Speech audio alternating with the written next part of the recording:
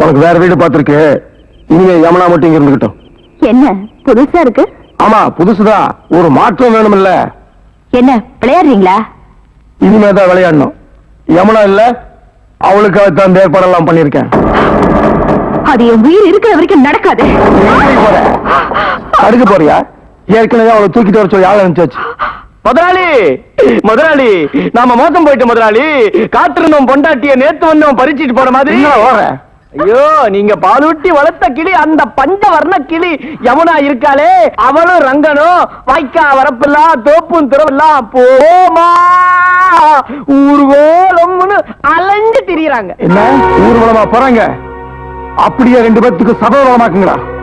எனக்கு கிடைக்காதவ யாருக்கும் கிடைக்கூடாது. இல்ல, பத்னி ஆகணும் தானே அவன் பின்னாடி போறான். அவன் கண் முன்னாடி நம்ம ஆளுக்கு 10 பேர்த்து விட்டு பத்னி இல்லாமக்கிறா. என்ன கூட்டி இந்த அநியாயத்தை சொல்ல போறேன்.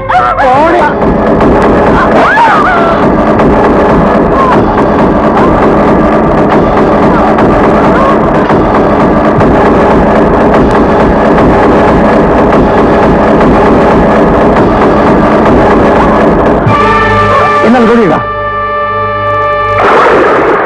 அந்த அப்பாவை பொண்ணு கொண்டுட்டு அவ புருஷனுக்கு மாப்பிள்ளை ஊர்வலம் வச்சிருக்கா அந்த ராஜமாணிக்கம். இதுக்கெல்லாம் நீங்களும் உடனே இருந்திருக்கீங்க. நீங்களும் ஒரு மனுஷனா? ஆமாண்டி, நான் மனுஷன் இல்ல. சத்தம் போடாங்க. சத்தம் போடுவேன். இப்போது நான் சொல்றது கேட்க தெரியுங்களா இல்லையா? நான் கேட்க மாட்டேன். எனக்கு யாரு இருக்காங்க?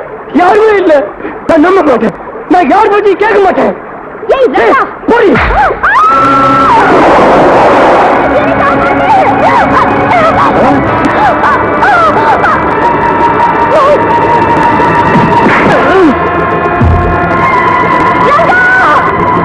அந்த பொண்ணு பிடிக்கிறா.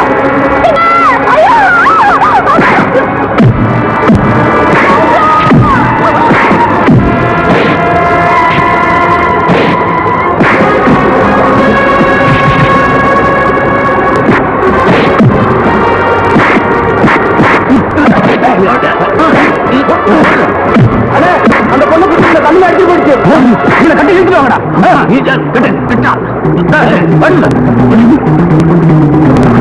பாவி சண்டாளா, அவசரி மவனே, அந்த யமுனா பொண்ணை ஆத்துவதில் கொண்டுட்டா. பாவி கொண்டுடா. ஏண்டா அவளை சும்மா கொண்டியா? கிடுத்து கொண்டியா பாவி? அவன் மேல ஆசை இருக்குன்னு ஒரு வார்த்தை சொல்லியிருந்தா போது. அவளையும் உனக்கு கட்டி வச்சு அழகு பார்த்துக்கொண்டா. முதலாளி தள்ளிட்டதுல சினிமா மண்டல் அடிபடி செத்து போயிட்டாங்க. உன்னை மகனமா நினைச்சாடா உன்னை. முதலாளி முதலாளி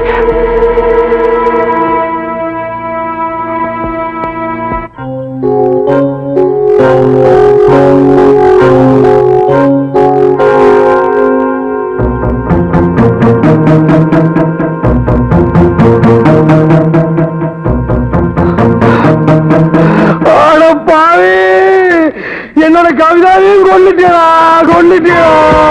என்னடா கொண்டுட்டேடா பாவி. அவனுக்கு என்னடா பாவம் பண்ணா? இப்படி கொண்டுட்டேடா. அவன் வீடேறி போய் கலாட்டா பண்ணி உன்னை கொண்டு இருக்கணும். டேய், உன்னை விட மாட்டேன்டா. உன்னை நான் விட மாட்டேன். டேய், நான் ஜெயிலுக்கு போனா உன்னை விட மாட்டேன்டா. உன் நெஞ்சு போனா விட மாட்டேன். உனக்கு கருமாதி பண்ணா விட மாட்டேன்டா. உனக்கு குரலை பண்ணா விட மாட்டேன்டா. டேய், இங்க கொடுவாள் இங்க.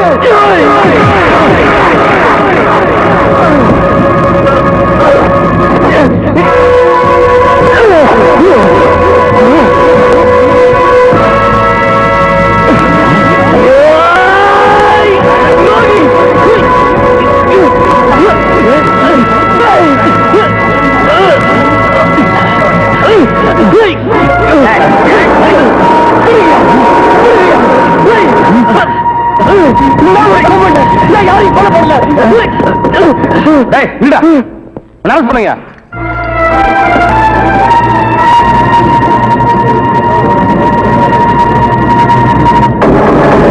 அந்த அனர்த்தம் இவனை என்ன பண்ணிச்சு?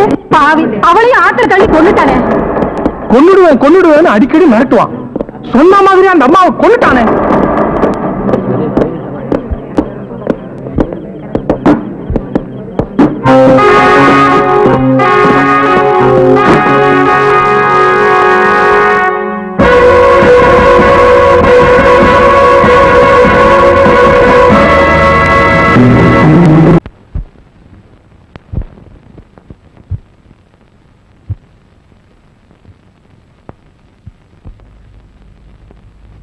இதுவரை விசாரித்த சாட்சியங்களின்படியும் இது நாள் வரை நடந்த விசாரணைகளின் போது குற்றவாளியாக இருக்கும் ரங்கன் எந்த வார்த்தையும் பேசாமல் மௌனமாக இருப்பதையும் பார்க்கும்போது அவன்தான் ராஜமாணிக்கத்தின் இரண்டாவது மனைவி கவிதாவை அடித்துக் கொன்றான் என்பதும் ராஜமாணிக்கத்தின் ஆதரவில் தங்கியிருந்த யமுனா என்ற பெண்ணை ஆற்றில் தள்ளி கொன்றான் என்றும் தெளிவாகிறது.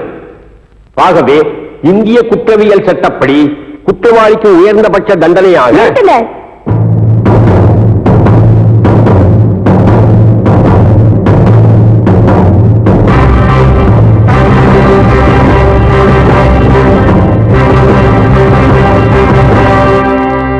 யாருமா நீ? எந்த யமுனாவை இவர் ஆற்றில் தள்ளி கொலை செய்தார் என்று குற்றம் சாட்டப்பட்டிருக்கிறதோ அதே யமுனாதான் நான்.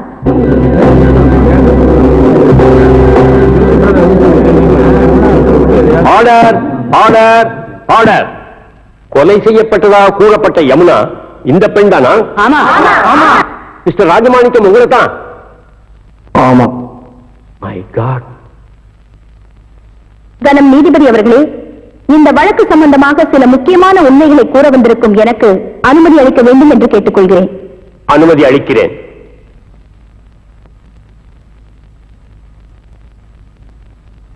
இந்த வழக்கு சம்பந்தமா விசாரிச்ச சாட்சியங்கள் படி இவன் என்ன ஆத்துல தள்ளி கொன்னது உண்மைன்னா நான் உயிரோடு வந்து உங்க முன்னால நிக்கிறது எப்படி சத்தியமாகும்?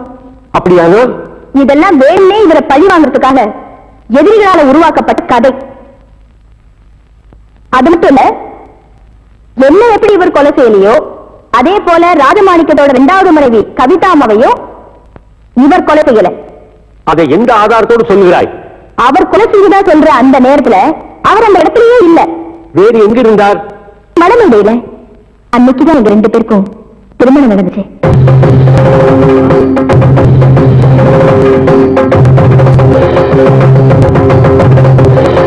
இதோ இவர் எனக்கு கட்டின தாலி.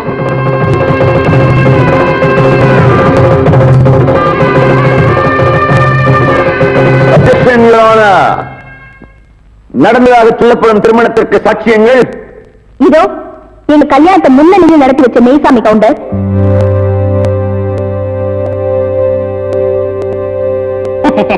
எங்க கல்யாணத்தை மந்திரம் சொன்ன புரோகிதர் சீனிவாச ஐயங்கார், நேரம் வாசிச்ச பொன்னுசாமி, சமையல்கார வரதப்பிள்ளை. அந்த சாட்சியங்களை விசாரணை செய்ய அனுமதிக்குமாறு உங்களை வேண்டிக் கொள்கிறேன். நீங்க போலாம். மெய்சாமி கவுண்டர், மெய்சாமி கவுண்டர், மெய்சாமி கவுண்டர்.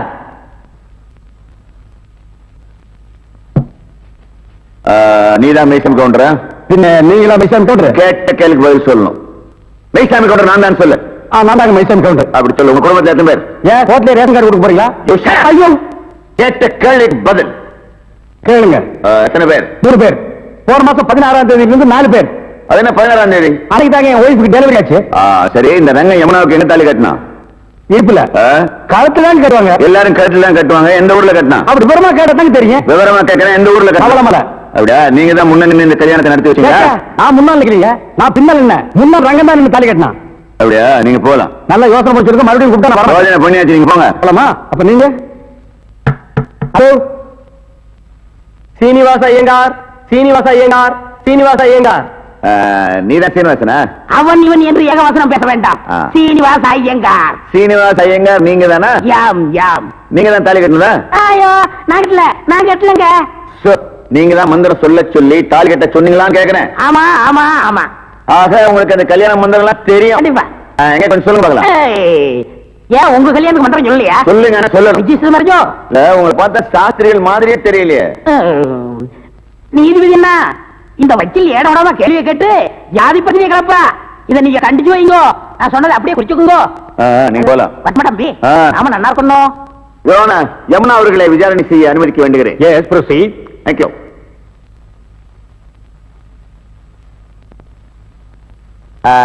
கல்யாணம் நடந்ததா சொன்னீங்க, முதலிரவு நடந்ததா? நடந்தது. விடியவா? ஏன் வெடிஞ்சது எப்ப நடந்தா என்ன பண்ணுவேன்? தலைய பத்தியில தலையை பாக்குற மாதிரியா வச்சிருக்கான்? செவத்துக்கு சும்மா படிச்ச மாதிரி. பெண்ணோட பெருமையை உணராதவர் இந்த வக்கீல்னு நினைக்கிறேன்.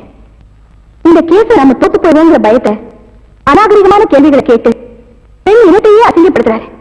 வழக்கறிஞர் கேட்கத்திறந்த கேள்விகளை மட்டுமே கேட்க வேண்டும் என்று கோர்ட்டு உத்தரவிடுகிறது. Judgement reserve.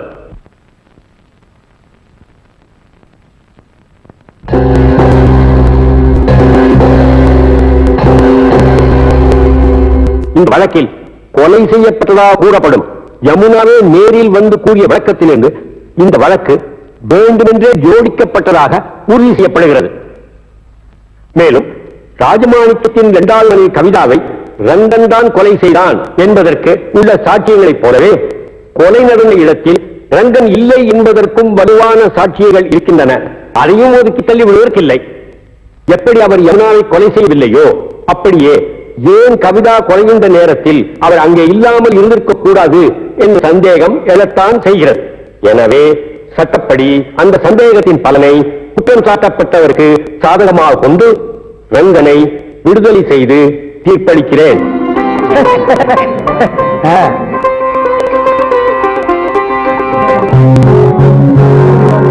மேலும் இந்த வழக்கில் உண்மை குற்றவாளியை கண்டுபிடிக்க வேண்டும் என்று காவல்துறைக்கு உத்தரவிடுகிறேன்.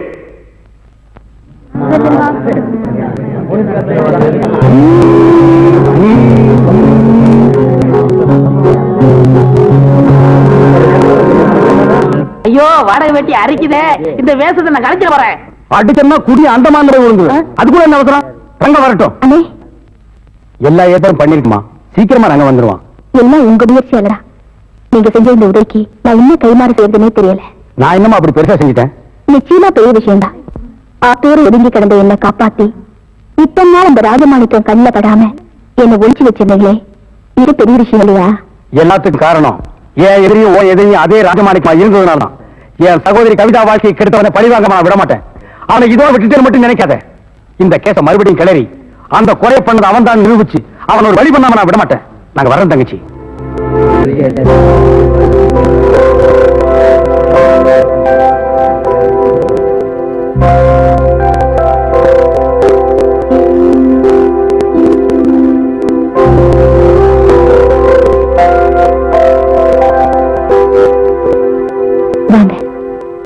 என்ன மன்னிச்சிரு